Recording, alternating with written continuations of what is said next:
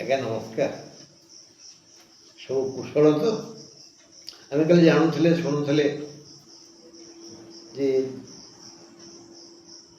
ପବିତ୍ର ପୁରୁଷୋତ୍ତମ ମର୍ଯ୍ୟାଦା ପୁରୁଷୋତ୍ତମ ଶ୍ରୀରାମଙ୍କର ଜନକ ଦଶରଥ ଚାଲିଗଲେ। ତାଙ୍କ ମୃତ୍ୟୁର କାରଣ କିଏ? ମୁଁ ଭାବୁଛି ବୋଧେ ଏଇଆ ଯେ ଶ୍ରୀରାମ ଆସିଥିଲେ ଦୁଷ୍ଟ ଦଳନ ପାଇଁ, ରାବଣ ନିଧନ ପାଇଁ। ସେ ଯଦି ସିଂହାସନରେ ବସିଯିବେ ତାହେଲେ ତ ରାବଣର ବଧ ହବନି। ଏଥିପାଇଁ ଦେବତାମାନେ ମନ୍ତ୍ରଣା କଲେ ଯେ ରାମ କିଭଳି ଅଯୋଧ୍ୟା ଛାଡ଼ିବେ। ଏଣୁ ସେମାନେ ଦେବୀ ସରସ୍ୱତୀଙ୍କୁ ଆରାଧନା କଲେ, ପ୍ରାର୍ଥନା କଲେ, ନିବେଦନ କଲେ, ଗୁହାରି କଲେ, ନେହୁରା ହେଲେ, ଗୋଡ଼ ଧରିଲେ, କହିଲେ ମା ଦେବଲୋକକୁ ବଞ୍ଚେଇ ଦିଏ ମା, ଦୟାକରି ତୁ ଟିକେ ଯା ଅଯୋଧ୍ୟାକୁ, ମର୍ତ୍ତ୍ୟପୁରକୁ, କୋଶଳପୁରୀକୁ। ସେଠି 2 ଜଣ ନାରୀ ଅଛନ୍ତି। ସିଏ ଚାହିଁଲେ ଭଗବାନ ଜଙ୍ଗଲକୁ ଆସିବେ, ଅଯୋଧ୍ୟା ଛାଡ଼ିବେ। ଜଣେ ରାଣୀ, ଜଣେ ଦାସୀ।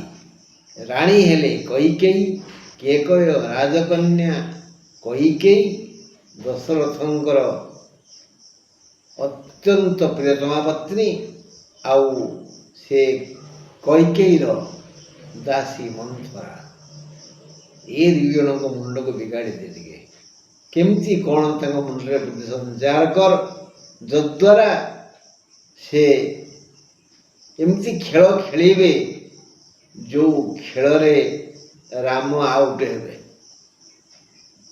ଦଶରଥ ଧରାଶାୟୀ ହେବେ। ଆମେ ଯେହେତୁ ମଣିଷ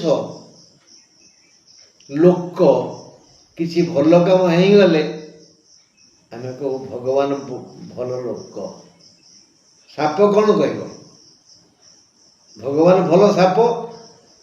ବାଘ କ'ଣ କହିବ? ଭଗବାନ ଭଲ ବାଘ। ମୋ କହିବା ତାତ୍ପର୍ଯ୍ୟ ହେଲା, ଗୋଟେ ନାରୀ ଆଉ ଗୋଟେ ନାରୀକୁ ସହିପାରେନି। ସୀତା ହେଲେ ଲକ୍ଷ୍ମୀ, ସରସ୍ୱତୀ ଆଉ ଲକ୍ଷ୍ମୀ, ଏ 2 ସଉତୁଣୀ। ମୁଁ କହୁନି, ଆପଣଙ୍କଠୁ ଶୁଣିଛି। କେବେ ଥରେ ଭଗବାନ ଶିବ ଆଉ ଶ୍ରୀ ବିଷ୍ଣୁ ଦୁଃଖ ସୁଖ ହେଉଥିଲେ ସଂସାର ବିଷୟରେ। ଶିବଙ୍କ ପ୍ରଶ୍ନ ଉତ୍ତରରେ ଶ୍ରୀ ବିଷ୍ଣୁ କହିଥିଲେ ମୋର ଯୋଡ଼େ ସ୍ତ୍ରୀ। ଜଣେ ହେଉଛି ସରସ୍ୱତୀ, ଆଉ ଜଣେ ହେଲେ ଲକ୍ଷ୍ମୀ।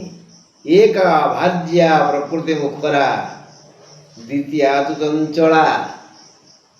ମୁଁ କାହିଁକି ସମୁଦ୍ରରେ ଅନନ୍ତ ଶୟନ କରିଛି ଜାଣିଛନ୍ତି ହେ ମହେଶ? ସ୍ତ୍ରୀ ପାଖକୁ ଆସେ ଶାନ୍ତି ଦେବ, ସୁଖ ଦେବ। ସେଥିପାଇଁ ବାପା ଯୋଗାଡ଼ କରିଦିଅନ୍ତି, ଗୋଟେ ଝିଅକୁ ଆଣି ଦିଅନ୍ତି ପୁଅ ପାଖକୁ। କିନ୍ତୁ ପ୍ରଥମ ସ୍ତ୍ରୀ ସେ ହେଲେ ସରସ୍ୱତୀ, ହେଲା ସର୍ବ ଶୁକ୍ଳା ସରସ୍ୱତୀ, ପ୍ରକୃତି ମୁଖରା, ସବୁବେଳେ ବକର ବକର ବକର ବକର ହେଉଥିବ। ଏକୁଟିଆ ବି ଗପୁଥିବ, କେହି ନାହାନ୍ତି, ବୀଣା ବଜାଉଥିବ। ବୀଣା ଧାରିଣୀ ସେ। ଆଉ ଗୋଟିଏ ନାରୀ ହେଉଛି ଚଞ୍ଚଳା। ଯେତେବେଳେ ମୁଁ ଖୋଜିବି ଆଲୋ ଲକ୍ଷ୍ମୀ ପାନ ଖଣ୍ଡେ ଦେ, ଦେଖିଲା ବେଳକୁ ସେ ହେଇକରି ଗଣ୍ଡଗୋଳ ଥିବ। କାରଣ ସିଏ ଲୋକମାତା, ସେ ଜୀବମାନଙ୍କର ଜନନୀ, ଅତି କରୁଣାଶୀଳା। କାଳେ କିଏ ଦୁଃଖ ପାଇଲା, କେଉଁଠି ଖାଇବାକୁ ନ ପାଇଲା, ତା ପାଇଁ ଏତା ଚିନ୍ତା। ମୋର 2ଟା ସ୍ତ୍ରୀ ଥାଇ ବି କେଉଁ କାମରେ ଲାଗନ୍ତିନି। ମୋ କହିବା ତାତ୍ପର୍ଯ୍ୟ ହେଲା, ସରସ୍ୱତୀ ଯିଏ ଲକ୍ଷ୍ମୀଙ୍କର ସଉତୁଣୀ, ସିଏ ଲକ୍ଷ୍ମୀ ହେବେ ସୀତା, ସେ ରାଜରାଣୀ ହେବେ ନା।